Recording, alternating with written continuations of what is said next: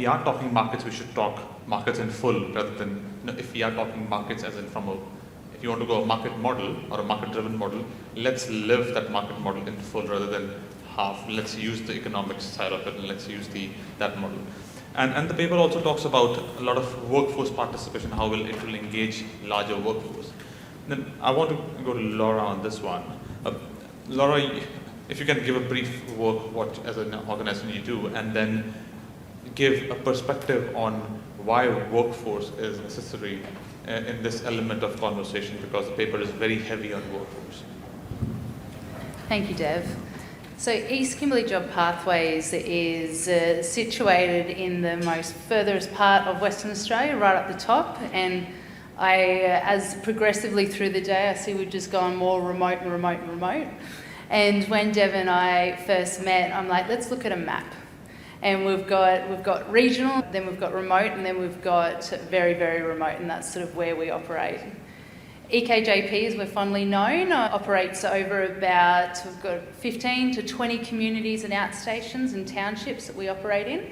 And that's from desert country down in the Durabellin and then right up to Columbaroo, which sits on the coast, where we either fly to or take a barge in.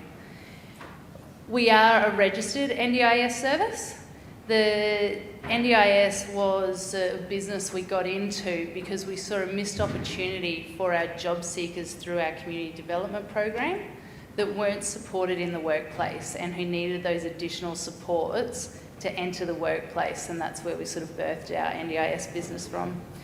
We then also operate some other disability-specific capacity building services like sport and recreation. We work with the participant and then also the club to build up their knowledge and understanding of inclusion and how they can open up opportunities. On the top of that, then we operate with social enterprises. And this is all based around workforce development and workforce retention. We act primarily as a bit of an incubator for the workforce, so we will bring people either into as support workers, or we'll put people into, if you're from WA, you would know Containers for Change.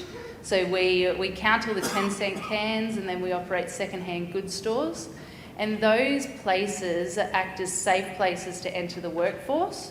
We will support you to address and identify and manage barriers before you transition out into the mainstream workforce. When I was reading the economic paper, it brought to light a lot of those in our very, very remote communities that were already doing a lot of those things. We are already operating as an aged care or disability service all as one because it's shared resources and it's whether that be building, vehicles, activities, that sort of thing.